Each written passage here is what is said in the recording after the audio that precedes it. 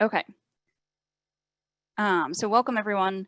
We Speak Out Now hold these events to connect with others and further our understanding of this society so that we can fight to transform it. And as revolutionary socialists, we know we can't vote in politicians to make these transformations. It's up to us. And this is not something that will just happen. It will take our collective conscious efforts and to be part of building an organization that is able to take on the tasks ahead of us. That's why, as one of our activities, we take on some of the questions we confront to discuss in these monthly town halls. Unfortunately, our original speaker, Andreas Malm, scholar and author of books including Fossil Capital, Corona Climate, Chronic Emergency, and White Skin, Black Fuel on the Danger of Fossil Fascism, was not able to join us today from Sweden and provide his perspectives on the climate crisis we face. We hope he will have the opportunity to join us before the next Earth Day. But today, we would still like to provide a framework and a perspective about the climate crisis that we are facing, and that can provide a basis for a discussion on what we can and must do if we want a livable future for all of us.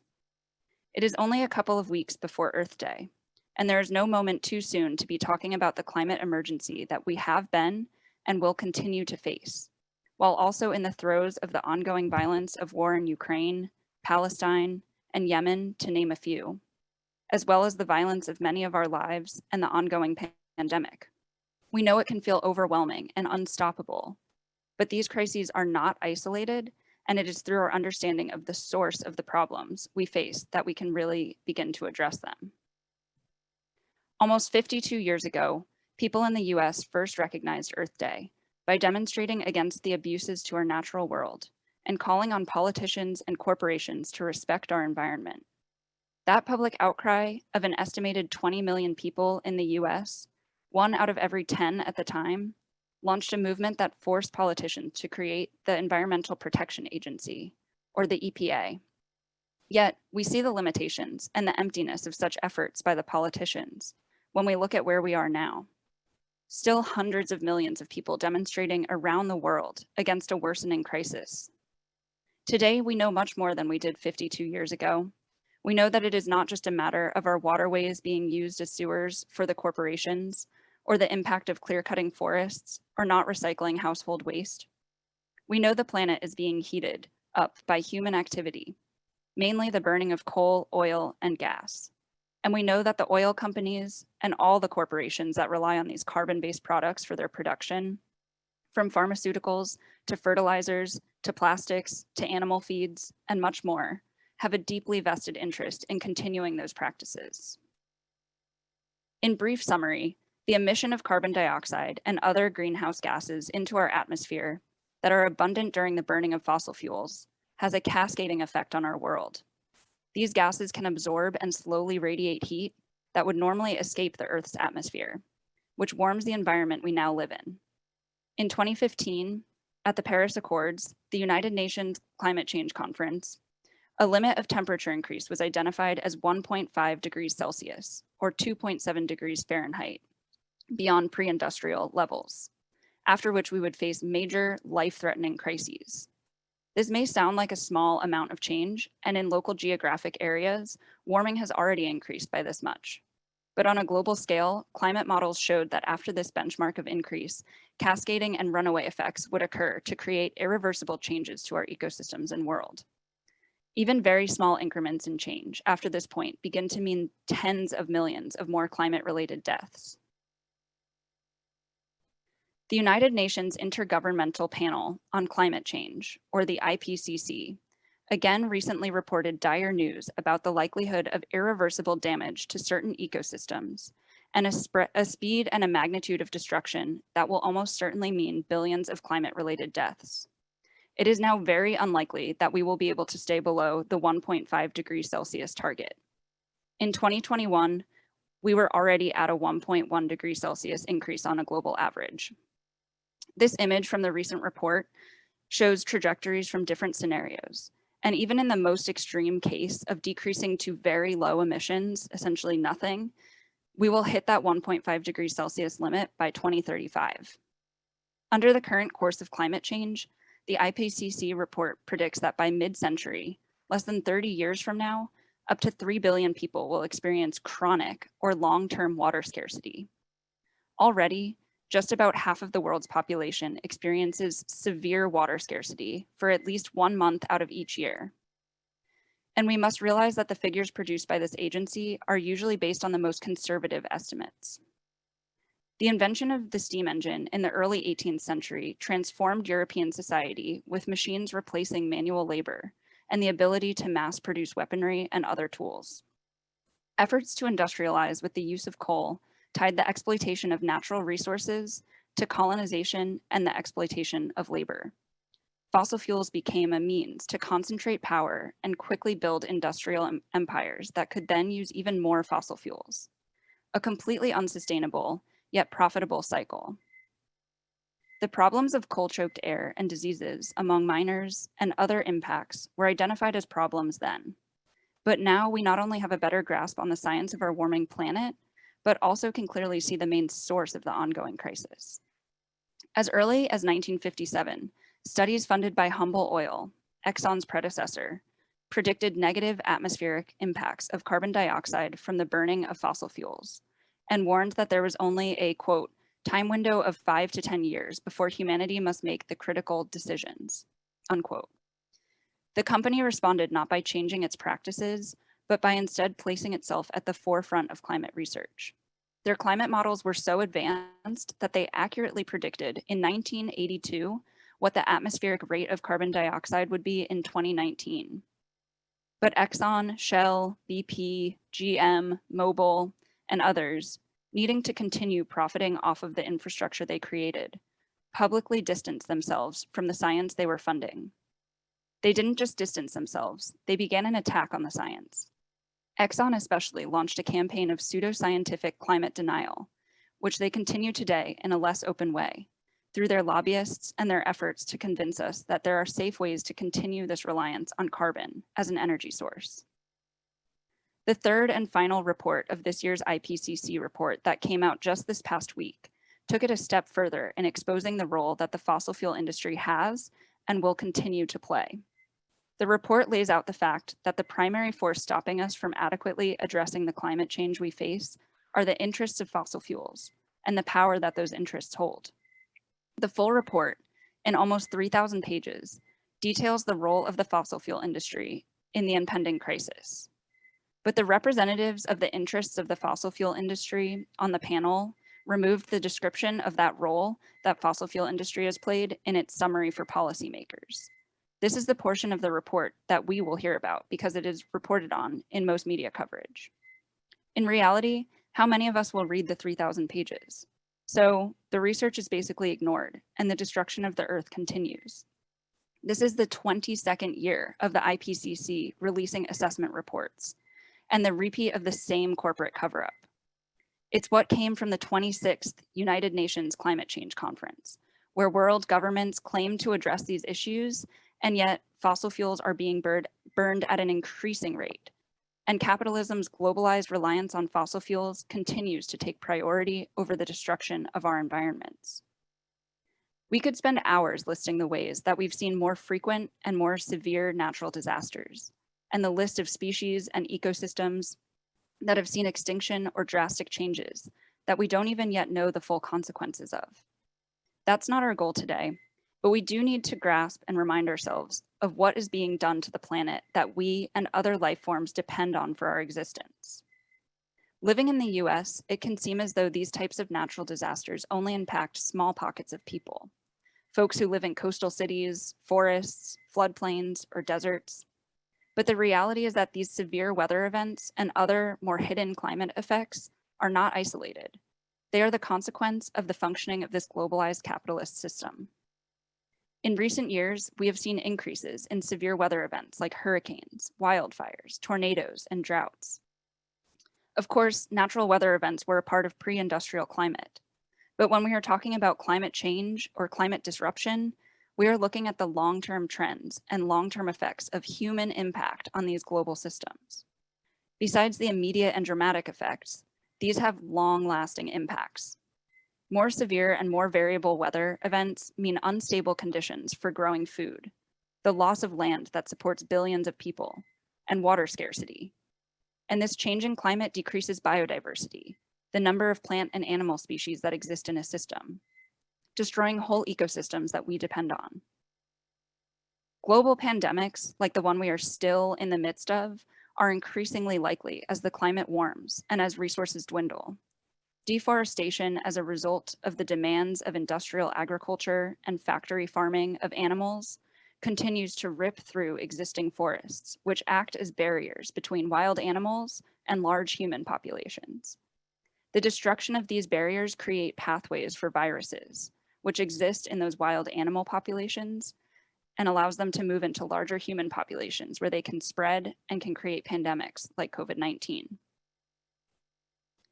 We can also look to global conflicts happening around the world and see how tied they are to climate change, both as cause and effect, and their overall structural ties to our globalized system of food production and economy that impacts all of us. As climate events reduce the amount of land and resources available to us, so-called world leaders are ramping up military spending and preparing for increased conflicts that they will try to get us to support and fight. Increased wars and militaries intensify the climate crisis by disrupting food supply and creating an even deeper reliance on fossil fuel use. We just have to look at Ukraine as one awful example of what we will face as wars over land and resources create never-ending cycles of those in power taking what they want for themselves and leaving the rest of the world with nothing. This war on Ukraine is a partial reflection of aspects of the climate crisis, both the causes and effects. It has exposed the total reliance of industrial economies on oil and gas. While US and European governments are claiming success about the huge impact the sanctions that the US and Europe put on Russia, freezing accounts, companies shutting down their operations, and seizing some billionaires' yachts, in reality, Russia is a major supplier of oil, and European powers have been buying nearly $1 billion worth of oil a day, obviously undercutting the sanctions. For them, oil is more important than life. The US has pledged to release 1 million barrels a day out of its reserves, plus 30 million of the 60 million pledged by European and Asian nations. As George W. Bush said, capitalism is addicted to oil. He didn't actually say capitalism, he said we, but we know that it's this system, not us. And as if to prove that point, Biden has told companies with oil leases on federal lands to increase production, and if they don't, they could be fined. This comes from the president, who is supposedly the champion of the environment. The US Department of Defense is already the world's single largest institutional producer of greenhouse gases in the world. On the other hand, we can see what happens when agricultural production is disrupted, whether by climate or war. Ukraine is known as the breadbasket of Europe, a major producer of wheat, corn, rye, soybeans, and many other food sources. Ukraine is the 5th top producer of wheat in the world. 71% of Ukrainian land is agricultural. Due to the destruction in Ukraine and the sanctions on Russia, the UN projects that global food prices could increase by 22% this year, and that 830 million people will suffer from undernutrition. Attempting to fill the gap just in wheat production is unlikely due to the impact of climate disruption on many wheat-producing areas. It is likely that this crisis and its fallout will be even worse over the next couple of years. And instead of unleashing existing technologies to produce alternative energies, the system continues on the same path, increasing oil production and building up their militaries in preparation to battle over the control of resources. Ukraine also shows us the impact of massive displacement of people. In a little over a month, 11 million Ukrainians have been forced from their homes, 4.5 million fleeing to other countries, and 7.5 million displaced within Ukraine.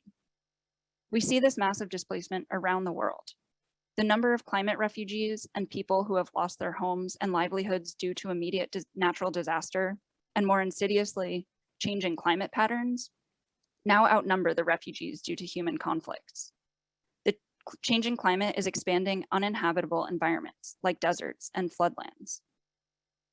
Warming temperatures with sea level rise are predicted to submerge at least 1/5 of Bangladesh, resulting in the forced migration of 35 million people. Bangladesh is also a major producer of rice, wheat, cotton, meat, poultry, eggs, and fishery products in the region. Not only are millions of people being displaced now and in the future, but those productive farmlands will no longer exist.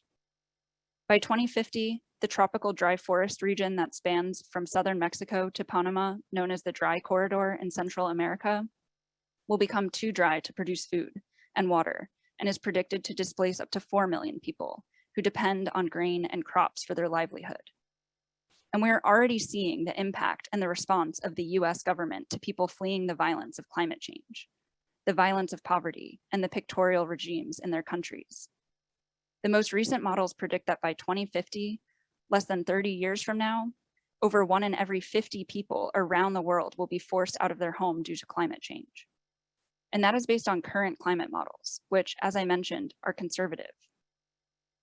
These changes are not linear either. We are beginning to see feedback loops that accelerate climate warming.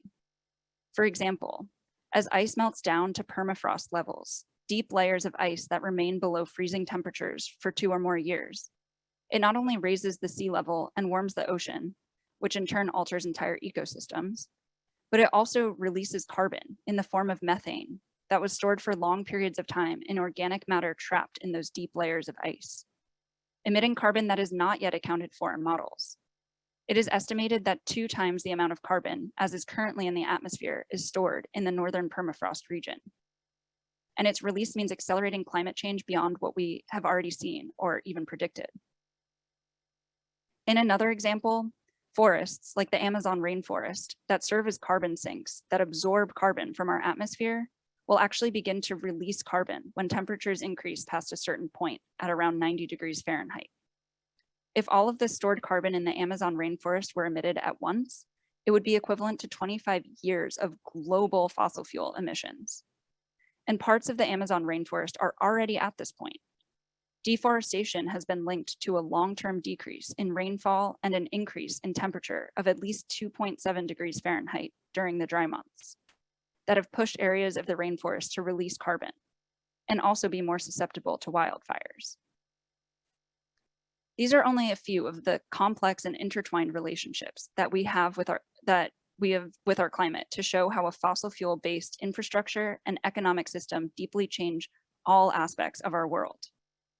It is clear that the dumping of 34 billion tons of carbon into the atmosphere every year and the warming of the ocean equivalent to 7 Hiroshima atomic bombs detonating each second, 24 hours a day, 365 days a year is not a choice any right-minded group of individuals would make. Those who control industrial production today don't have a choice other than to proceed on this suicidal course. They are guided by the demands of capitalism. Every decision made by those who control industrial production around the planet is guided by one goal: to maximize profit. If they fail at that, they are out of the game. Despite knowing about the effects of carbon emissions since the late 1960s, capitalist interests have maintained an investment in fossil fuel infrastructure, and the effects are accelerating. This is why they and their governments, whose purpose is to protect the interests of capital, cannot be trusted with the future of this planet. In the US, like other parts of the world, they have actively promoted climate change denial and diverted many people's attention away from the systematic destruction of the environment, and instead focused on those forced to flee their homes due to climate disruption and the violence in their home countries, the very same people experiencing the most disastrous effects of the climate crisis. Turning people's blame against immigrants, climate refugees, and one another takes the focus off of the real perpetrators of these crimes against humanity and keeps us divided between nations, races, and religions. The crisis we confront today is the most serious one that humans have ever faced. The billionaires can fantasize about colonizing Mars, but our home is not theirs to destroy.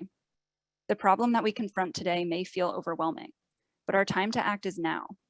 As one of the co-chairs of the IPCC said, any further delay in concerted global action will miss a brief and rapidly closing window to secure a livable future. And we know we can't look to them for action. Every moment that business as usual, burning fossil fuels and prioritizing profit over sustainability continues, more and more people and ecosystems are destined to suffer from climate change. Those outcomes won't change unless we change them.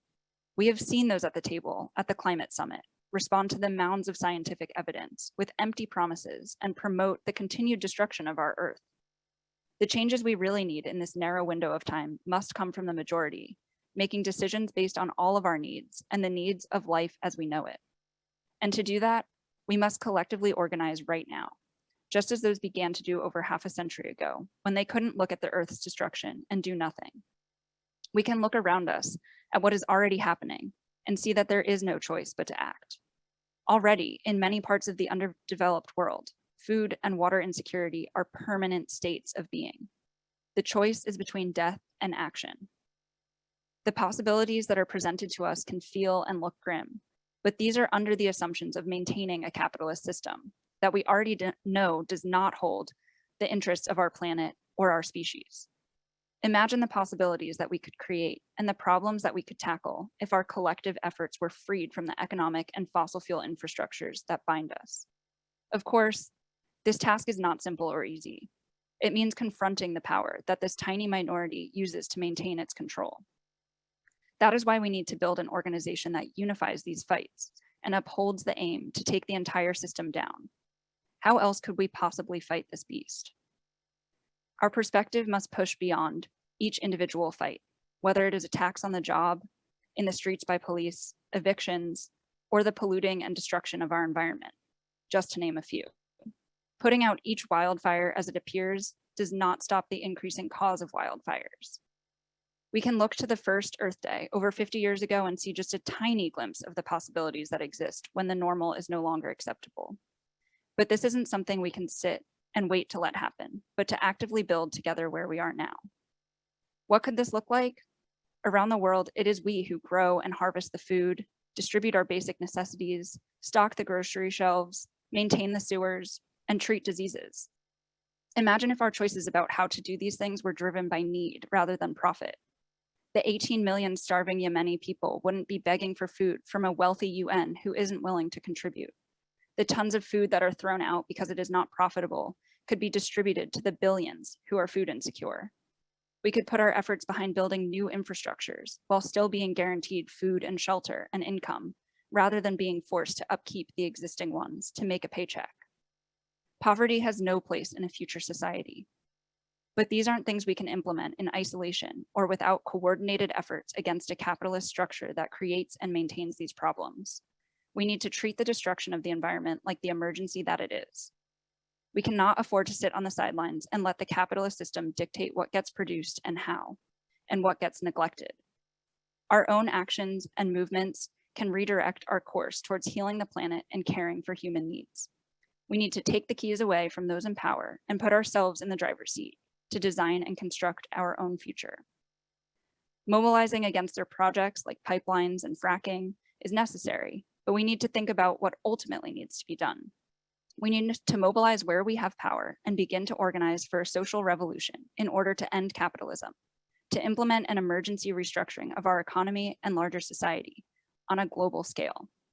And again, we, Speak Out Now, host these events, first to provide a framework, but also because we see what lays ahead of us and know that it is us, the working people of the global world, who must organize to stop it.